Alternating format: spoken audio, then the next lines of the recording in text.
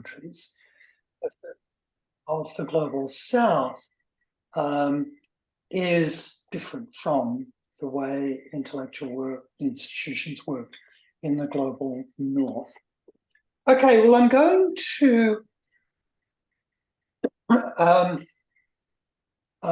wind up with some reflections and advice, if I can. Doesn't seem to, yes, that's what happens. Sorry, this is I'm just going to do a little bit of advertising. This is a book where I've talked about these issues in somewhat more detail. And this is a more recent book where I update the model of the global economy of knowledge. So my reflections, I'll be quite quick about this so that we can go into discussion mode.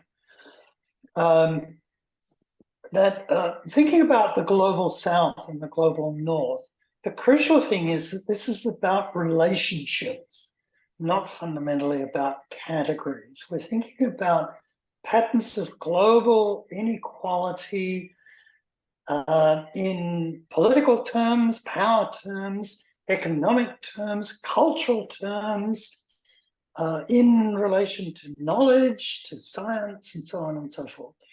The terms north and south are a shorthand for this, for these relationships. So don't get hung up on, what's the exact definition of a southern or a northern country. Think about the relationships, I think.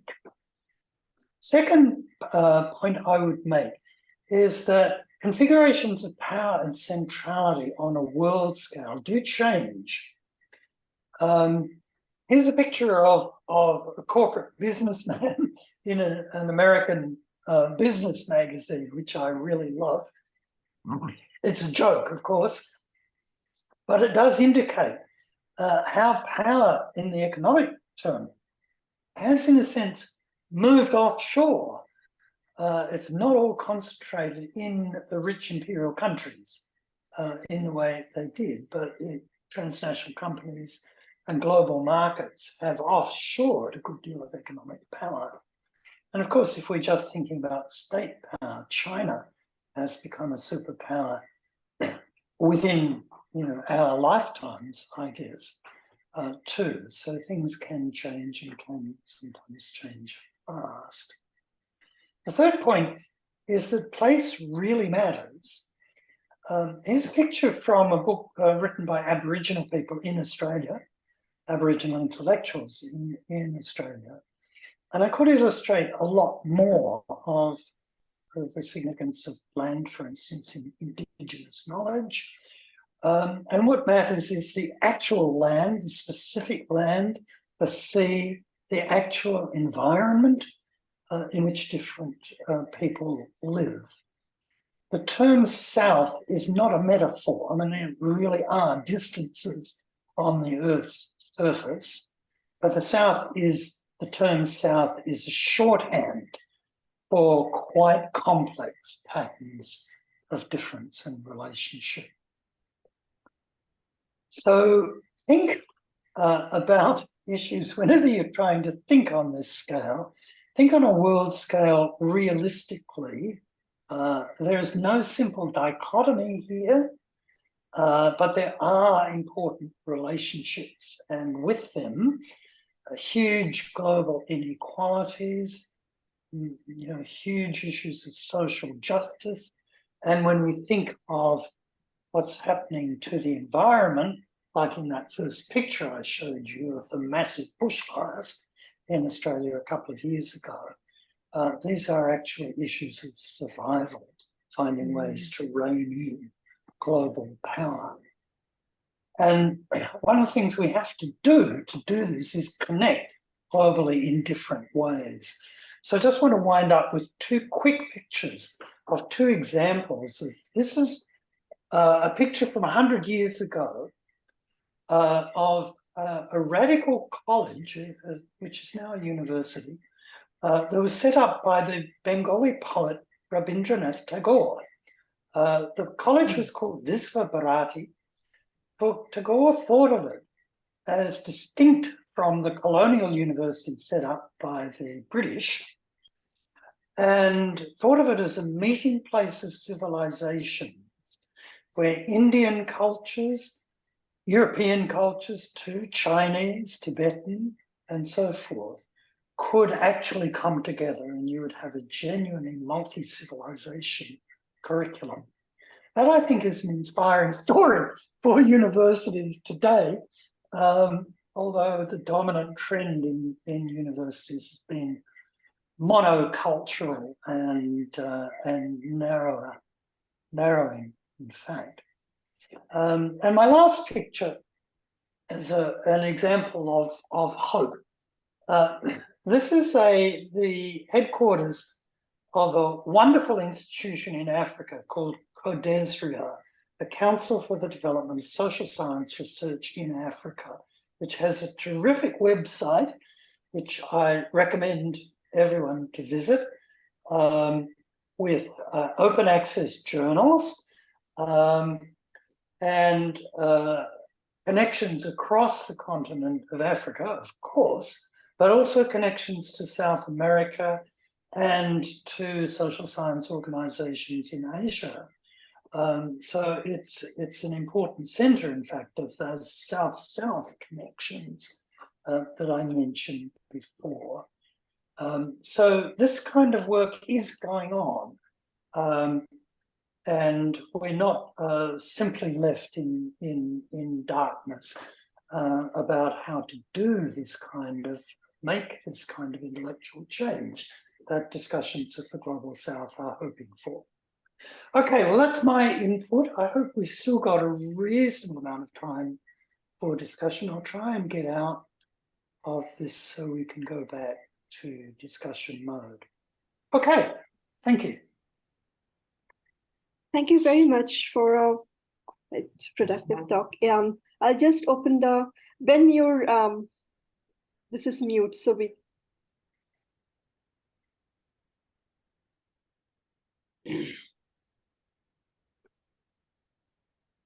can take questions now.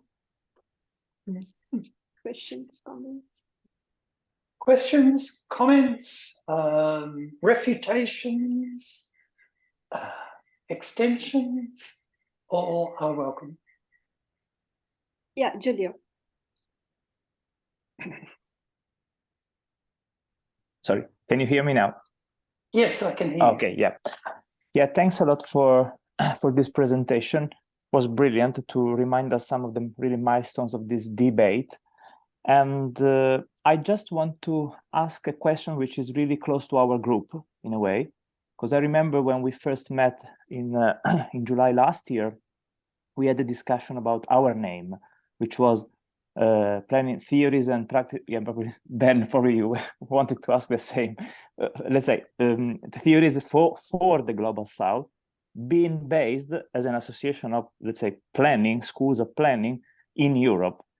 So my question is about positionality, is about legitimacy, and how you would, what would you recommend for a group like us, which has, of course, is partially based in Europe, but has lots of connection everywhere.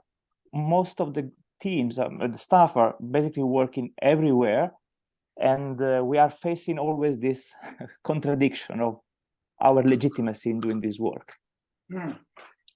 Well, so do I, because I live in one of the richest countries of the world. It is in the extreme geographical south of the world, south of Asia, south of Europe, south of North America, and so forth, south of most of South America.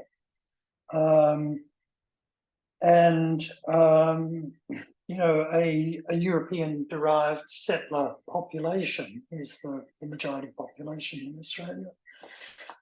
So it's a real issue. And the best advice I can give is live with it and make what you can of it. I don't ever try to speak on behalf of the Indigenous people of Australia, who speak loudly and often for themselves.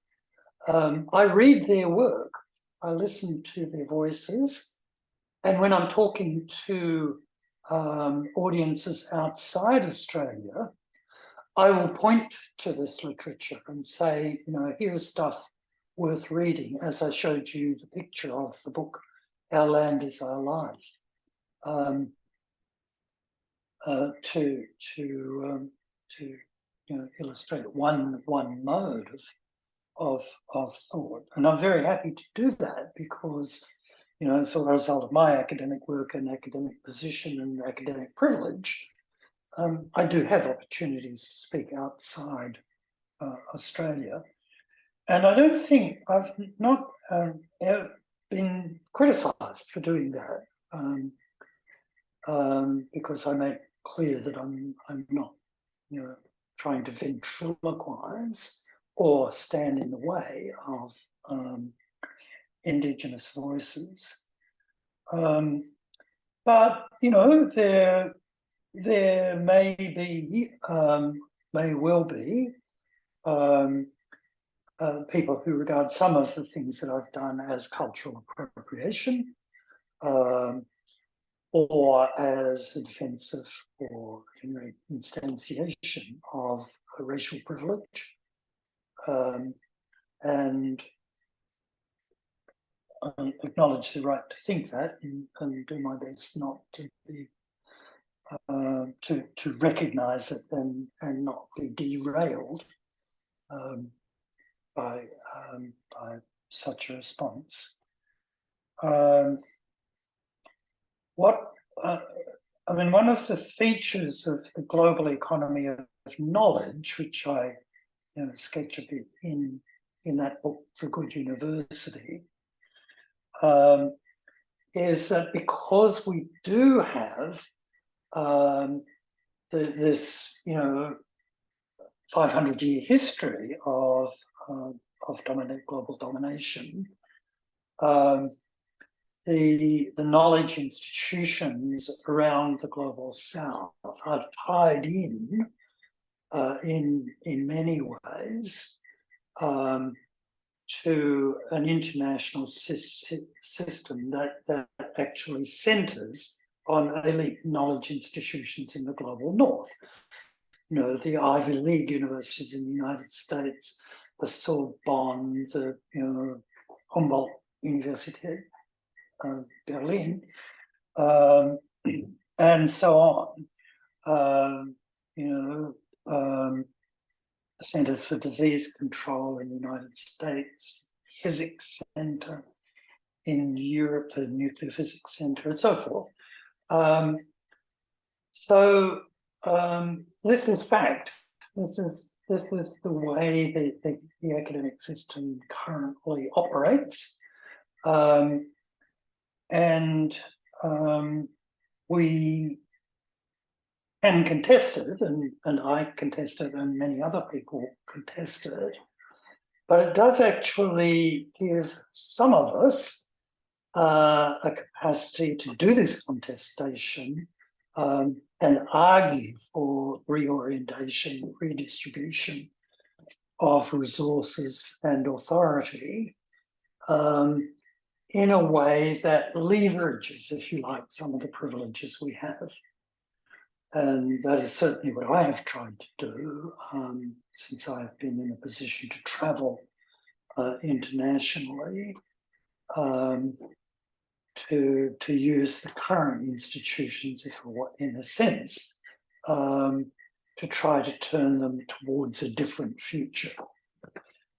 How far any individual can do that is very limited compared with the scale of the problem, but you've got to start somewhere. And the more you can work in a way that distributes the power, that provides resources and tools to other people in other places and with some common intentions, then the better. Yeah. Never going to be easy, Thanks. but it is possible to make ground.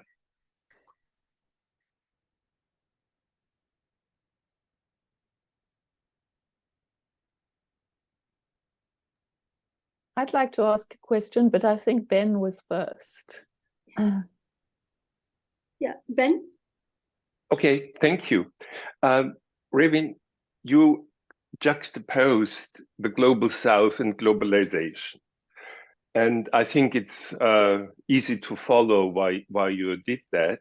But what is more difficult is to find practices in everyday life to deal with the tension between there is something distinct globally south and there is the rest of the world. Let me give you an example from South Africa. The South African constitution embeds as a core value of South Africa after apartheid the idea of human dignity.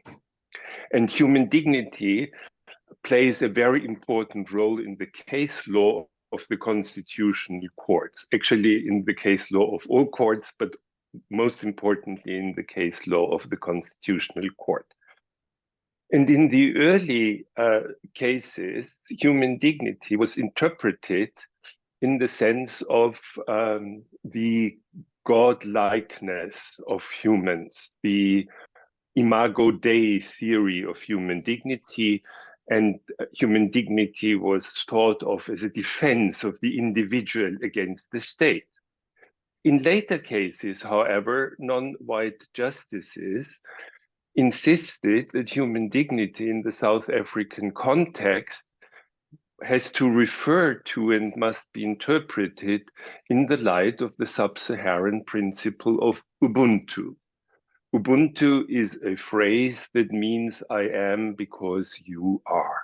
It is a principle that embeds the individual in a collective, in a community, and it has a very great importance for everyday practices. I've spent the last 3 months in South Africa and got used to greeting everybody on the street, and everybody greets back. In Germany, this is very strange. If I greet people on the street that do not know me, they look at me in a very peculiar manner. But Ubuntu makes everybody greet each other on the street. But of course, it is also very important for sharing resources. And right now, the load shedding and the water crisis in South Africa requires a lot of Ubuntu from everybody in order to somehow live with that hardship. So my question to you is the juxtaposition that you claimed between the global and the global south rather a call for trying to fusing different principles? So would you charge South African jurisprudence with finding some common denominator between the imago Dei, human dignity of the West, and the Ubuntu of sub-Saharan peoples? Or is it about deciding? I decide it's Ubuntu, and the West and the North must be decolonized from the discussion, must not be part of what's on the table any longer. I hope that I could make clear the problem that I'm seeing with these conflicting values. Mm-hmm. And of course, as a person who looks for compromise, I'm rather leaning toward looking for compromises here, but I understand that looking for compromises also can be a form of colonizing, and that naturally I do not want to do. So please, what is your opinion on that? Yes, that's a very, very deep problem.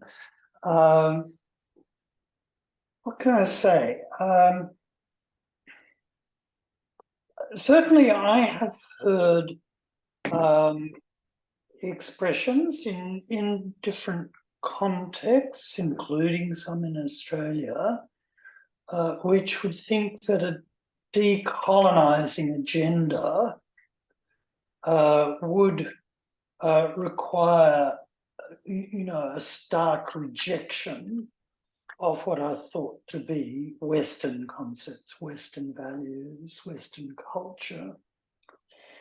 And there is a right-wing colonialist response to that, which is saying, yes, you wish to advance this primitive culture. We wish to advance good old Western civilization. So there is actually a right-wing agenda in Australia, with some presence in the biggest Conservative party here, which weirdly calls itself the Liberal Party, which is trying to bribe Australian universities to run Western civilization courses, insisting on the superiority of Western civilization. So yeah, that dilemma or that opposition, if you like, is a real one, and it takes different forms in different places. But if you read the decolonial literature concerned with South America, for instance, even though some of it is written in North America, you'll find a hip and thigh critique of European Enlightenment civilization based on the idea of a stark distinction between the culture of the colonizers and the culture of the colonized. So there are different, the dilemma arises in different forms in many places. It may sound a bit arbitrary, but I'm with Rabindranath Tagore on this one. I admire his attempt, not necessarily to find common ground, but to find connection between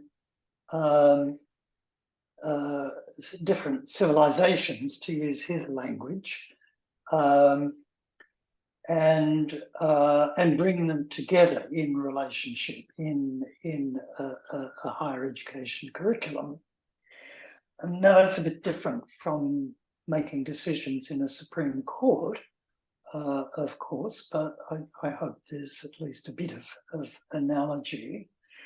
I don't think, for instance, that the concept of Ubuntu is light years away from concepts circulated in the European socialist tradition of brotherhood, mutual responsibility, for instance, in the cooperative movement, and affecting the rhetoric of unions, for instance.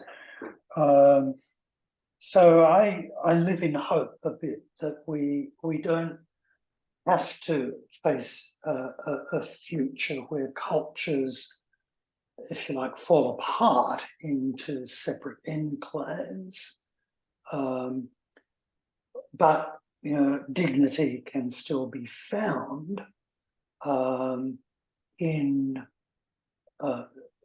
with different cultural interpretations, and ways can be found of connecting.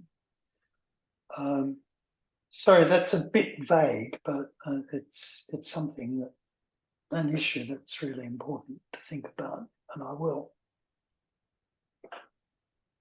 Thank you. If I may add, Rabindranath Tagore, I think he has written, he was very progressive and with a very strong view. And so if you read his poems or songs or everything, he has something written for every situation. And it's quite, when you think about at the timeline when he was writing, that was long back. And still, even today, for each and every situation, you come across some of his poems or songs that actually fit into everything. And there is one song which is in Bengali, but if I translate it, it's like, if you are leaving people behind, they will drag you back from there. So you cannot progress without that. And I think that has a very strong similarity with which we speak about decreasing inequality will actually, by decreasing inequality, you can actually achieve economic development in the long run, even in the southern context. So that has quite a bit of similarity. Yes, yeah, it's good to know. I don't know Tagore's poetry because, of course, I can't read Bengali, but I have read many of his short stories, and I love mean, them. It was all written in my hometown where I'm sitting right now. Wow, So I'm a wow, Bengali, and his original things are written in Bengali. cool. Yeah, Lindsay, I think Yes, Yeah, yes, thank you. Thank you so much, Raewyn. This has been really inspiring. I'm interested to know that you've written a book on the university, and I wanted to share with you ask you a question about the situation we're facing at UK universities right now, where the business, by the way, we're on strike at the moment, about the kind of business model of the university, which is basically to get in as many single-year master's students from the global south, this is since Brexit, and put them through cheap and nasty 1-year-long programs, okay, charging an enormous amount of money, for which they are taught this classic Western canon. I mean, in our discipline, planning and urban studies, people still read the kind of modernist literature from the 1950s, get acculturated into this Western ideas, and then take them back home. And it's deeply problematic, and no one is really talking about how this needs to change. So I just wondered if you had any thoughts or advice on that. Lots and lots of thoughts. But whether I have good advice, I don't know, because we have been on strike in for more or less the same reasons as the year before I retired. In fact, I was very much involved in the biggest strike there'd ever been at the University of Sydney, which was about the new corporate style of management, its attempt actually to cut the wage bill over time, the restructurings that devastated some parts of the university in order to save money, without consent, consultation, or humanity. I mean, we have had the same kind of issue, and in Australia, it goes back long before COVID and before Brexit. In fact, in Australia, back in the 1950s and 60s, when I first went to university in 1961, we brought students from South and Southeast Asia to Australia for free as development aid to give them degrees in Australian universities. Now we treat those students as a kind of cash machine. I've heard a student remark that universities thought students were ATMs on legs, automatic telling machines on legs. Australian universities in COVID, in the COVID times, were devastated because the flow of money from overseas students coming into Australian universities and paying twice what Australian students paid was suddenly cut off. It's a problem with ours too. In practical terms, what can I say? Join the union, join the union, join the union. Get other people to join the union. Get some industrial power, or nothing will ever happen to this model of management. Is the first thing that comes to mind. Secondly, put some intellectual work into developing realistic models of functioning universities that don't do this.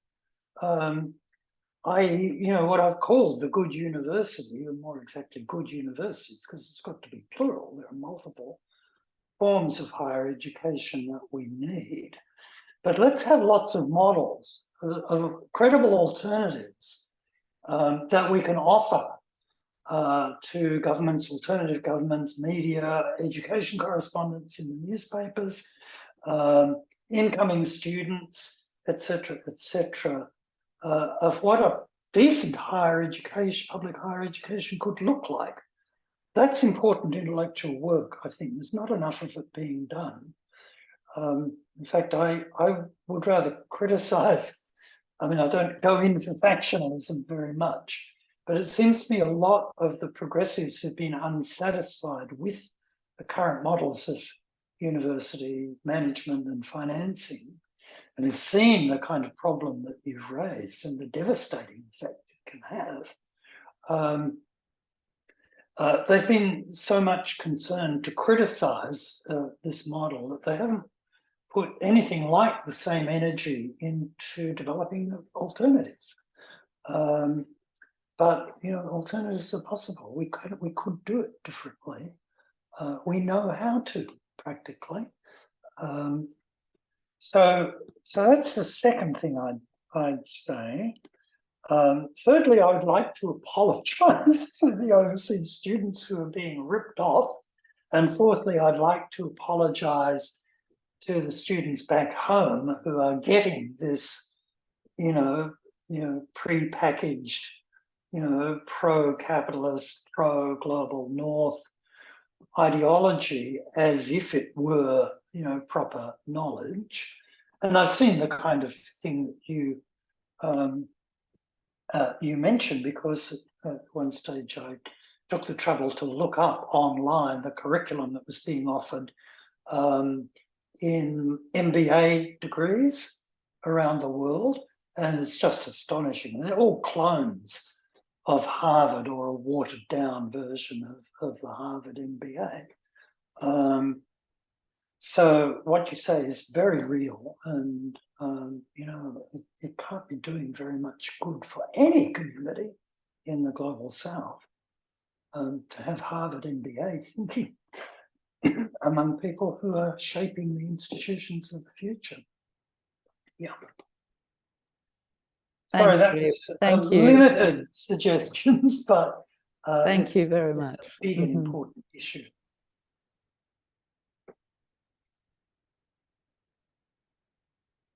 If we wish to continue, I would suggest that we move to the other room. Chandrima, please. You're muted. We can do this now. We still have 3 minutes, but it's better to just move now. Yeah. Exactly. Please copy from the chat the link to the TU Dortmund room. And Raewyn, Chandrima also will send you an email with that link, because probably you haven't. Sent. Yeah, very good, very good. So you find the link in your email. Yeah, but and I'm leaving now because I have to open up the room, and I cannot simultaneously exist in 2 Zoom rooms. So see you soon. All right, I can actually get the link from the chat, I think. I could not open that. Probably I'll have to close this one first. Anyway, you have this in your email. I will also send the link. Right, okay. To my email. Lovely. I'll go there now. Thank you. Thank you. Okay.